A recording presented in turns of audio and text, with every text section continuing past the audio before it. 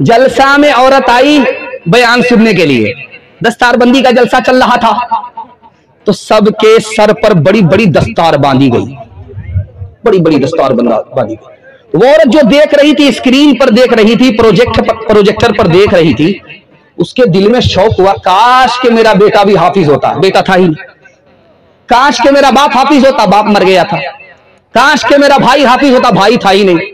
एक शौहर बचा हुआ था, तो शौहर से आकर के कहा कि तुम हाफिज हो जाओ। तो शौहर ने कहा कि बूढ़ा तोता क्या सीखेगा, बचपन में तो सीखा नहीं, 55 में क्या सीखूंगा, मेरे बाप से नहीं होगा। कहा तुमसे 2 मिनट में हो जाएगा, हिफ्ज करना बिल्कुल आसान है, हाफिज बनना बिल्कुल आसान है, मैं करा लूंगी तुम्हें हाफिज, बना लूंगी मैं तुम्हें हाफिज, बिल्कुल आसान है, तुम हिम्मत करो। का मेरे बाप से भी नहीं होगा, मैं बूढ़ा हो चुका हूं, मैं धरती का बोझ हूं, कुरान का इतना बड़ा बोझ नहीं उठा सकता। कहा कि बिल्कुल आसान है, अगर तुम हाफिज बनोगे मैं तुम्हें इनाम दूंगी। अब शौहर के कान खड़े हुए कि मेरी बीवी मुझको क्या इनाम देगी। अगर तुम शादी कर लोगे तो तुम्हारी दूसरी शादी की मैं इजाजत दे दूंगी। अब क्या था, रात दिन एक करके 6 महीने में हाफिज कुरान हो गया। वो माए पैदा करती थी नमाजी, धनी तलवार के मैदान के गाजी। वो माए पैदा करती थी नमाजी, धनी तलवार के मैदान के गाजी। वो माए जब के लेती थी बनाए, तो यूं बेटे को करती थी दुआएं। इबादत में कटे बेटा जवानी, शहादत में खत्म हो जिंदगानी। मेरे मासूम फरिश्ते तू अभी क्या जाने, तुझको किस किस के गुनाहों की सजा मिलनी है। जो नजर मिलनी है वो तुझको खफा मिलनी है, दीन और धर्म के मारे हुए इंसान की जो नजर मिलनी है वो तुझको खफा मिलनी है। तेरे बचपन को जवानी की दुआ देती हो, और दुआ दे के परेशान सी हो जाती हो। बाप चोरी करने के लिए जा रहा था, बेटे को पहरे पर बैठाया कि बेटा कोई आए तो कह देना कि कोई आ रहा है, कोई देख रहा है। बाप जैसे ही चोरी करने के लिए बाग में दाखिल हुआ, बेटा कहता अब्बा हुजूर वो देख रहा है। भाग करके आया, कहीं कोई नहीं। दोबारा फिर जब इरादा हुआ चोरी का, फिर बच्चा कहता अब्बा वो देख रहा है, फिर बाप भाग करके आया। तीसरी बार जब गया बाप चोरी करने के लिए, बच्चे ने फिर कहा अब्बा वो देख रहा है। बाप भाग करके आया, एक तमाचा मारा, कौन तेरा बाप देख रहा है? तो बेटे ने कहा अब्बा हुजूर मैं आप के तमाचे का बुरा नहीं मानता, कौन बाप देख रहा है, कोई देखे या ना देखे, खुदा तुम्हें देख रहा है। तीसरी मिसाल आ रही है, ध्यान से सुनिएगा। बाप आया बादशाह के दरबार में, नमाज जल्दी पढ़ाई, खाना थोड़ा खाया। बादशाह के दरबार में आया नमाज पढ़ाने के लिए तो जल्दी पढ़ा दिया, झटाझट झटाझट झटाझट। 10 मिनट की नमाज 5 मिनट में खत्म, अस्सलाम वालेकुम वालेकुम सलाम, हो गया खत्म। 5 मिनट में नमाज खत्म। दस्तरखान पर बैठा तो 2 लुकमा उठाया, हाथ धो करके फारिग हो गया। अब घर आकर के बेटा से कहता बेटा भूख बहुत तेज लगी है, दस्तरखान लगाओ। तो बेटे ने कहा अब्बा हुजूर नमाज आपने बड़ी जल्दी पढ़ाई, खाना आपने थोड़ा खाया। अब बेटा वहां ज्यादा खाना खाता तो लोग कहते पेटू है, थोड़ा खाना खाया ताकि कहेंगे वली आदमी है, इसलिए थोड़ा खाना खाया। कहा अब्बा हुजूर आपने थोड़ा खाना खाया ताकि बादशाह आपको वली समझे, जल्दी से नमाज लौटा लीजिए। खाना तो आप खा रहे हैं, वहां आपने थोड़ा खाया कि आपका काम बन जाए, नमाज जल्दी लौटाइए वरना रियाकार का ठिकाना जहन्नम है, जन्नत नहीं है। आखिरी मिसाल पर पैगाम खत्म कर रहा हूं, बहुत ध्यान से आप सुनिएगा। अगर अच्छा बच्चा बनाना चाहते हैं आपको सिर्फ 3 काम करना, इससे आगे कोई काम नहीं करना। बच्चे को बात बात पर नहीं मारना, कराना है, धमकाना है, बात बात पर नहीं मारना वरना बेशरम बेहया हो जाएगा। बेशरम बेहया ना अच्छा इंसान बनेगा ना अच्छा मुसलमान बनेगा। दूसरी बात, बच्चे के सामने मोबाइल नहीं देखना।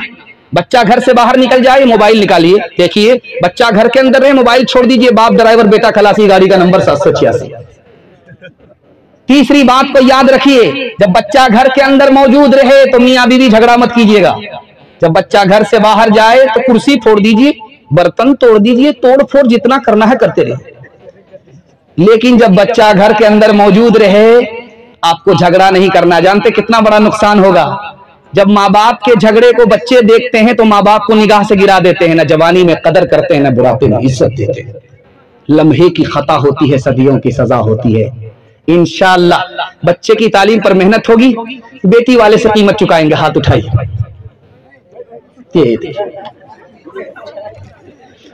सुनता है दिल लगा के बुजुर्गों के पंदु को, वक्ते कलाम लब पे जनाबो हुजूर है।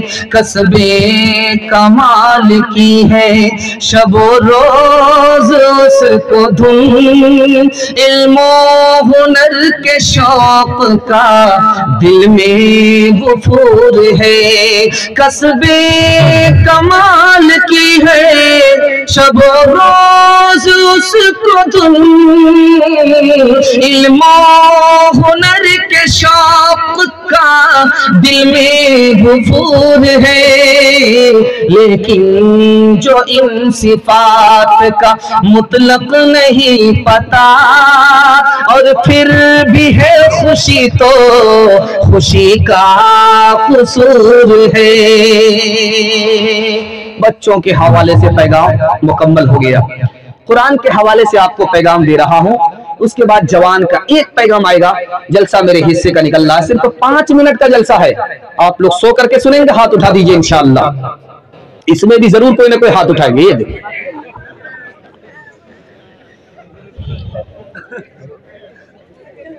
कुरान अल्लाह की किताब है, हम कैसे माने? कुरान अल्लाह की किताब हम कैसे माने? 3 वजह से मानना है कि ये अल्लाह की किताब है।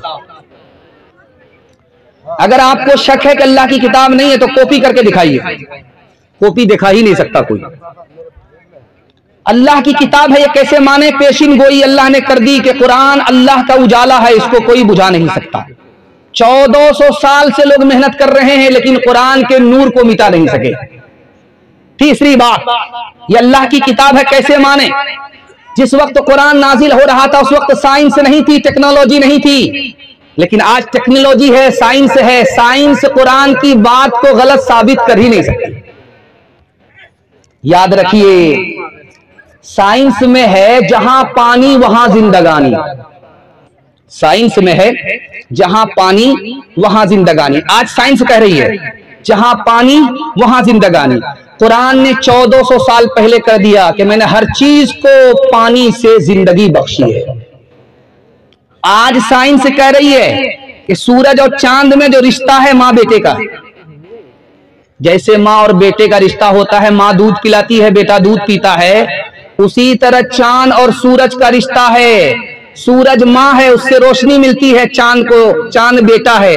और कुरान ने 1400 साल पहले सूरज को मुअन्नस कहा यानी औरत कहा, और चांद को मुज़क्कर कहा यानी मर्द कहा। तीसरी बात को जरा ध्यान से सुनिएगा। आप देखेंगे कि जब आसमान में सितारे नहीं होते रात में, और ये लाइट बंद हो जाती है, और आदमी समंदर में सफर करता है, तो इतना अंधेरा होता है कि हाथ नजर नहीं आता। ये साइंस ने कहा। और कुरान ने कहा जिसके दिल में इस्लाम का नूर नहीं होता, ईमान की रोशनी नहीं होती, उसके दिल में इतना अंधेरा होता है कि समंदर में जैसे हाथ नजर नहीं आता, इसको सही और गलत मालूम नहीं होती, तमीज खत्म हो जाती। तीसरी बात, साइंस ने कहा ये जो सेंटर पॉइंट है पूरे इंसान का जो वजूद है, सर से लेकर के पैर तक में, सेंटर पॉइंट कौन सी चीज है? पैर है, पेट है, सीना है, पहलू है, बाजू है। सेंटर पॉइंट मरकज क्या है? मरकज कौन सी जगह है? तो साइंस कह रही है ये जो माथा है, माथा ये सेंटर पॉइंट है। ये सेंटर पॉइंट, सब कुछ यही है, दिमाग यही है, समझदारी यही है, दुश्मनी यही है, दोस्ती यही है, मोहब्बत यही है, नफरत यही है। ये सेंटर पॉइंट है।